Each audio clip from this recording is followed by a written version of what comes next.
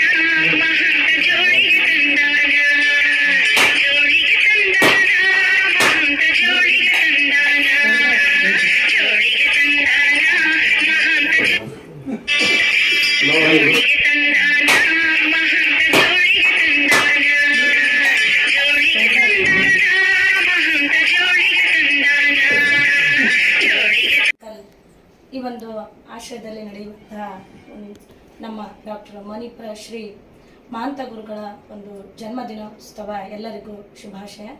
ಇವತ್ತಿನ ದಿನವನ್ನು ನಾವು ವ್ಯಸನ ಮುಕ್ತ ದಿನವನ್ನಾಗಿ ಆಚರಣೆ ಮಾಡ್ತಾ ಇದ್ದೀವಿ. ಯಾಕೆಂದರೆ ವ್ಯಸನ ಇದರ ಅರ್ಥ ದುಶ್ಚಟಗಳು, ನಮ್ಮಲ್ಲಿ ಇರ್ತಕ್ಕಂಥ ಕೆಟ್ಟ ಚಟಗಳು ಅಂತ ಹೇಳ್ತಾರೆ. ಈಗ ವ್ಯಸನ ಅಂತಂದರೆ ಕೆಟ್ಟ ವಿಚಾರಗಳು ಅಥವಾ ಕೆಟ್ಟ ನಮ್ಮ ಆರೋಗ್ಯಕ್ಕೆ ಪರಿಣಾಮ ಬೀರುವಂಥವು ಅಂತ ಹೇಳ್ಬೋದು. ಹಾಗಾಗಿ ನಮ್ಮ ಮಹಾಂತ ಗುರುಗಳು ಏನು ಮಾಡ್ತಾರೆ, ಅವರ ಒಂದು ಜನ್ಮದಿನವನ್ನು ವ್ಯಸನ ಮುಕ್ತ ದಿನವನ್ನಾಗಿ ಮಾಡಬೇಕು ಅಂತ ನಮ್ಮ ಕರ್ನಾಟಕ ಸರ್ಕಾರ ಆ ಒಂದು ಪ್ರತಿ ವರ್ಷ ಆಗಸ್ಟ್ 1ನೇ ತಾರೀಕು ಅವರ ಜನ್ಮದಿನವನ್ನು ವ್ಯಸನ ಮುಕ್ತ ದಿನವನ್ನಾಗಿ ಆಚರಣೆ ಮಾಡೋದಕ್ಕೋಸ್ಕರ ಹೇಳ್ತಾರೆ. ಅದೇ ರೀತಿಯಾಗಿ ಎಲ್ಲ ಶಾಲಾ ಕಾಲೇಜುಗಳಲ್ಲಿ ಇವತ್ತಿನ ದಿನ ನಾವು ಮಹಂತ ಸ್ವಾಮಿಗಳ ಒಂದು ಫೋಟೋವನ್ನು ಇಟ್ಟು ಅವ್ರು ಹೇಳಿರ್ತಕ್ಕಂಥ ಪ್ರತಿಯೊಂದು ವಿಚಾರಗಳನ್ನು ಮಕ್ಕಳಲ್ಲಿ ಹೇಳಿಸ್ತಾ ಹೋಗ್ತಾ ಇದ್ದೀವಿ.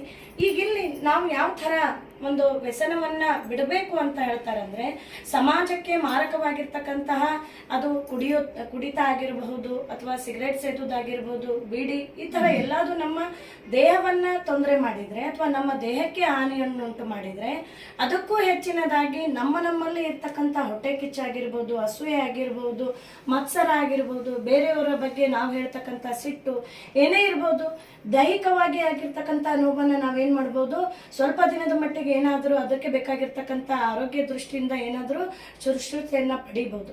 ಆದರೆ ಮಾನಸಿಕವಾಗಿ ಕೊಡ್ತಕ್ಕಂಥ ಸಾಕಷ್ಟು ಜನ ನಮ್ಮ ಸುತ್ತಮುತ್ತ ಇದ್ದಾರೆ. ಅದು ಕೂಡ ನಾವು ವ್ಯಸನ ಅಂತಲೇ ಹೇಳ್ಬೋದು. ನಮಗೆ ಮಾನಸಿಕವಾಗಿ ಹಿಂಸೆ ಕೊಡೋದು, ನಮ್ಮ ಬಗ್ಗೆ ಹೀಯಾಳಿಸುವಂಥ ಮಾತುಗಳಾಗಿರ್ಬೋದು, ಇವು ಎಲ್ಲವೂ ಕೂಡ ನಿಜವಾಗೂ ಅಂದರೆ ಹೊರಗಡೆ ಇರ್ತಕ್ಕಂಥ ವ್ಯಸನಗಳ ಜೊತೆಗೆ ಇವು ಕೂಡ ನಮ್ಮಲ್ಲಿ ಇರ್ತಕ್ಕಂಥ ಒಂದು ವ್ಯಸನ ಅಂತ ಕೂಡ ಹೇಳ್ಬೋದು. ಅದಕ್ಕಾಗಿಯೇ ನಮ್ಮ ಮಹಾಂತ ಸ್ವಾಮಿಗಳು ಹೇಳ್ತಾರೆ, ಸಮಾಜಕ್ಕೆ ಮಾರಕವಾಗಿರ್ತಕ್ಕಂಥ ಈ ವ್ಯಸನವನ್ನು ನನ್ನ ಒಂದು ಜೋಳಿಗೆಗೆ ಹಾಕ್ರಿ ಅಂತ ಹೇಳ್ತಾರೆ. ಹಾಗಾಗಿ ಇವತ್ತಿನ ದಿನ ನಾವು ಪ್ರತಿಜ್ಞೆಯನ್ನು ಅಥವಾ ಪ್ರತಿಜ್ಞಾ ವಿಧಿಯನ್ನಾಗಿ ಸ್ವೀಕಾರ ಮಾಡಿದ್ವಿ. ಏನಂತ, ಇಂದಿನಿಂದ ನಾನು ಯಾವತ್ತೂ ಯಾವುದೇ ಚೀಟನ್ನಾಗಿರ್ಬೋದು, ಯಾವುದೇ ಮಾದಕ ವಸ್ತುಗಳ ದ್ರವ್ಯಗಳನ್ನು ನಾನು ತಿನ್ನುವುದಿಲ್ಲ ಅಂತ ಪ್ರತಿಜ್ಞೆ ಮಾಡೋದ್ರ ಜೊತೆಗೆ ಸಮಾಜಕ್ಕೆ ಪೂರಕವಾಗಿರ್ತಕ್ಕಂಥ, ಸಮಾಜದ ಏಳಿಗೆಗೆ ಅನುಕೂಲವಾಗುವಂಥ ವಿಚಾರಗಳನ್ನು ನಾವೆಲ್ಲರೂ ಮಾಡಬೇಕು.